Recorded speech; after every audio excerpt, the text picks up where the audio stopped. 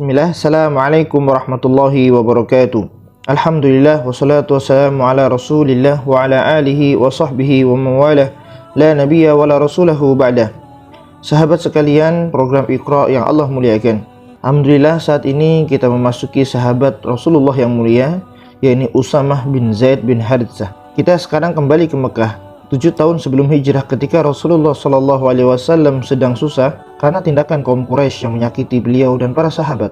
Kesulitan dan kesusahan untuk berdakwah menyebabkan beliau senantiasa harus terus bersabar.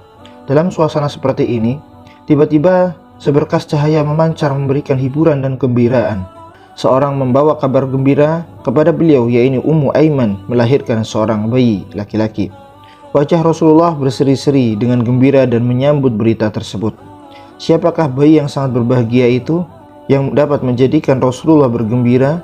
Itu adalah Usamah bin Zaid.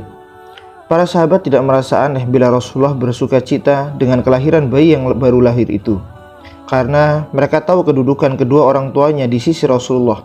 Ibu bayi tersebut adalah tergolong dari wanita kalangan Habsyi yang diberkahi, terkenal dengan panggilan Ummu Aiman. Sesungguhnya Ummu Aiman adalah bekas sahaya ibunda Rasulullah, Aminah binti Wahab, di antara yang mengasuh Rasulullah di waktu kecil selagi ibundanya masih hidup, dan dialah yang merawat Rasulullah setelah ibundanya telah wafat. Karena itu di dalam kehidupan Rasulullah, beliau hampir tidak mengenal ibunda yang mulia selain Ummu Aiman. Adapun bapaknya adalah kesayangan kesayangan Rasulullah SAW, yakni Zaid bin Haritsah. Rasulullah pernah mengangkat Zaid sebagai anak angkat beliau sebelum ia Islam. Dia menjadi sahabat beliau, tempat mempercayakan segala rahasia yang ia miliki, dan ia menjadi salah seorang anggota keluarga dalam rumah tangga beliau dan orang yang sangat dikasihi di dalam Islam. Kaum muslimin turut gembira dengan kelahiran Usamah bin Zaid, melebihi kegembiraan mereka atas kelahiran bayi-bayi selainnya.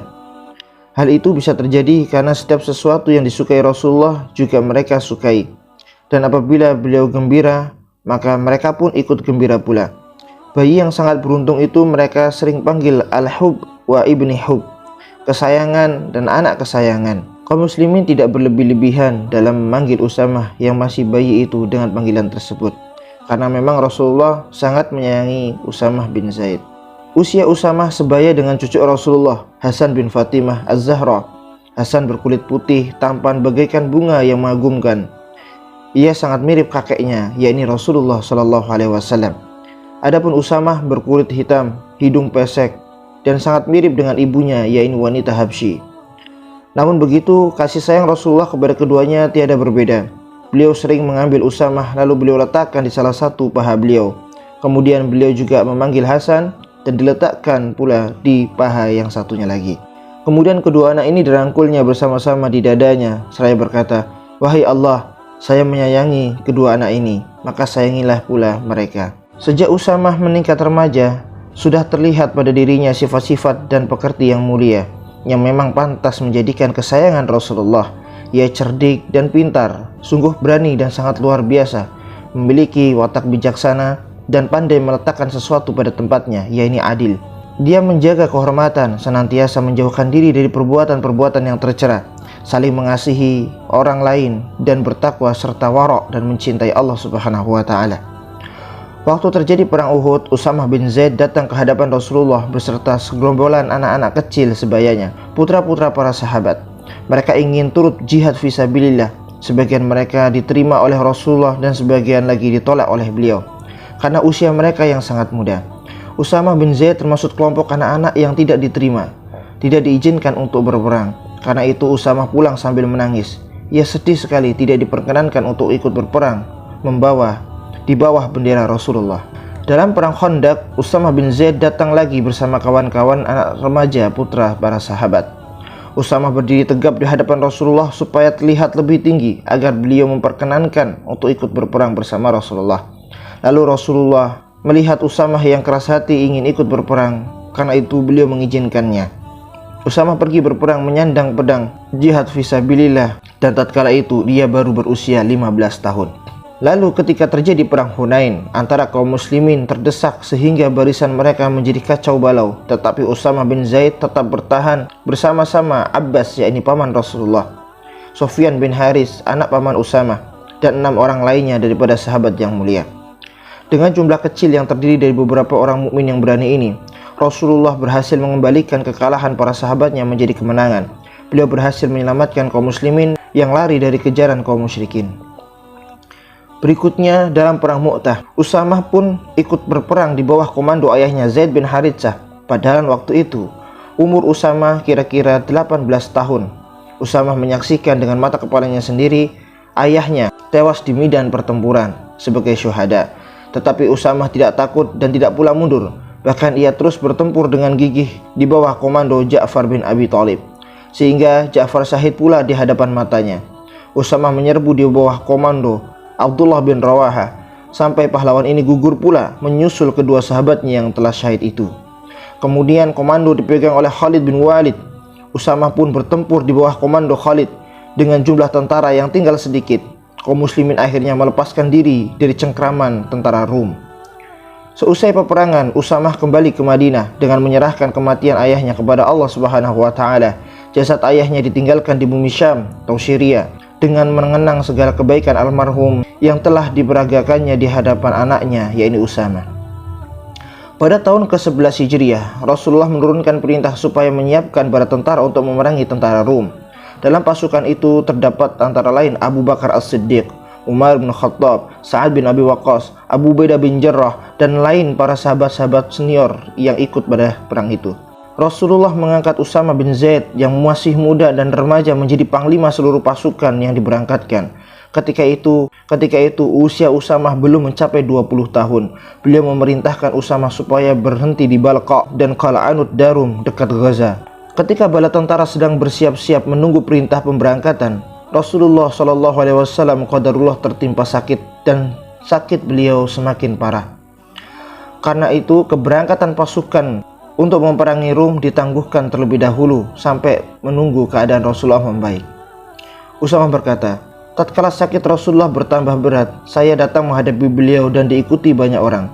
Setelah saya masuk, saya dapati beliau sedang diam tidak berkata-kata, karena sangat begitu berat sakit beliau yang ia alami. Tiba-tiba beliau mengangkat tangan dan meletakkan ke tubuh saya. Saya tahu beliau memanggilku. Tidak beberapa lama kemudian, Rasulullah pulang ke rahmatullah. Ia wafat dalam husnul khatimah. Singkat cerita, Abu Bakar As-Siddiq terpilih untuk menggantikan Rasulullah menjadi Khalifatul Mukminin. Khalifah Abu Bakar merintahkan supaya meneruskan pengiriman tentara di bawah pimpinan Usamah bin Zaid sesuai dengan rencana yang telah digariskan oleh Rasulullah. Tetapi sekelompok kaum Ansor menghendaki supaya menangguhkan keberangkatan pasukan. Mereka meminta Umar bin Khattab membicarakannya dengan Khalifah Abu Bakar.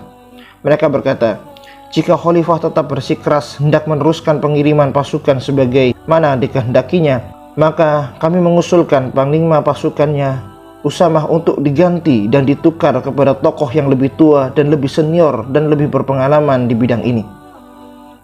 Mendengar ucapan tersebut, Umar menyampaikan usul kaum Ansor itu kepada Abu Bakar. Abu Bakar bangun lalu menghampiri Umar. Lalu ditariknya jenggot Umar seraya berkata dengan marah, "Wahai putra Khattab, Rasulullah telah mengangkat Usamah. Engkau tahu itu? Kini engkau menyuruhku membatalkan keputusan yang hak dari Rasulullah. Demi Allah, tidak ada cara yang begitu." Umar kembali kepada orang banyak. Mereka menanyakan bagaimana hasil pembicaraannya. "Wahai Umar bin Khattab," Umar berkata, "setelah saya sampaikan usulan dari kalian, Khalifah menolaknya. Pasukan tentara muslimin berangkat di bawah pimpinan panglima yang masih muda dan remaja ini, Usamah bin Zaid. Khalifah Abu Bakar pun turut mengantarkannya dengan berjalan kaki, sedangkan Usamah menunggang kendaraan. Usamah berkata, "Wahai Khalifah Rasulullah, silahkan Anda naik ke kendaraan ini, biar saya turun dan saya yang berjalan kaki." Abu Bakar menjawab, "La, demi Allah, jangan turun. Demi Allah, saya tidak akan naik kendaraan ini. Biarlah kaki saya kotor, sementara mengantar engkau berjuang fi sabilillah. Saya titipkan engkau, agama engkau, kesetiaan engkau, dan kesudahan perjuangan engkau kepada Allah. Saya berwasiat kepada engkau, laksanakan sebaik-baiknya segala perintah Rasulullah kepadamu." Kemudian Khalifah Abu Bakar lebih mendekat kepada Usamah, lalu mengatakan, "Jika engkau setuju, biarkanlah Umar tinggal bersama saya. Izinkanlah dia tinggal untuk membantu saya." Lalu Usamah mengizinkannya agar Umar tetap tinggal untuk membantu Khalifah Abu Bakar As-Siddiq. Usamah terus maju membawa pasukan tentara yang dipimpinnya. Segala perintah Rasulullah kepadanya akan dilaksanakannya sebaik-baiknya. Tibanya di Balqa dan Qal'anud Darum, termasuk daerah Palestina, Usama berhenti dan memerintahkan tentaranya berkemah. Kehebatan Rum dapat dihapuskannya dari hati kaum muslimin. Lalu ia membentangkannya jalan raya di hadapan mereka. Usama berhasil kembali dari medan perang dengan kemenangan gemilang dan sangat gemilang. Mereka membawa harta rampasan yang sangat banyak, melebihi perkiraan yang diduga orang-orang banyak. Sehingga orang-orang berkata, belum pernah terjadi suatu pasukan tempur kembali dari medan tempur dengan selamat dan utuh, serta berhasil membawa harta rampasan yang sangat banyak, melainkan hanya dialami oleh pasukan Usamah bin Zaid. Usamah bin Zaid sepanjang hidupnya berada di tempat terhormat dan dicintai kaum muslimin karena ia senantiasa mengikuti sunnah Rasulullah dengan sempurna serta memuliakan pribadi Rasulullah. Khalifah Umar bin Khattab pernah diprotes oleh putranya Abdullah bin Umar karena melebihkan jatah Usamah dibanding jatah Abdullah sebagai putranya. Apabila Umar bin Khattab bertemu dengan Usamah, maka Umar menyapanya dengan ucapan, "Marhaban ya amiri," selamat datang wahai komandanku. Jika ada seorang yang heran dengan sapaan Umar tersebut, maka Umar akan menjelaskan, Rasulullah pernah mengangkat Usamah menjadi komandan saya dan memimpin saya. Semoga Allah Subhanahu wa Ta'ala senantiasa melimpahkan rahmat kepada Umar, keluarganya, yang terutama adalah kepada Usamah bin Zaid, seorang remaja laki-laki yang tangguh, yang kuat, yang siap memikul bendera Islam. Pelajaran yang dapat kita ambil, seorang ibu yang soleh, Ummu Aiman, pasti akan melahirkan anak-anak yang hebat dari rahimnya. Dan kita ketahui dalam hal ketaatan, kita taat sami'na wa ata'na, walaupun yang memimpin kita seseorang yang lebih muda dari kita. Ketika Allah dan Rasulnya telah menghendaki sebuah perintah, maka laksanakanlah, dan insya Allah Allah Subhanahu wa Ta'ala akan membalas apa yang kita kerjakan. Barakallahu fikum. Assalamualaikum warahmatullahi wabarakatuh.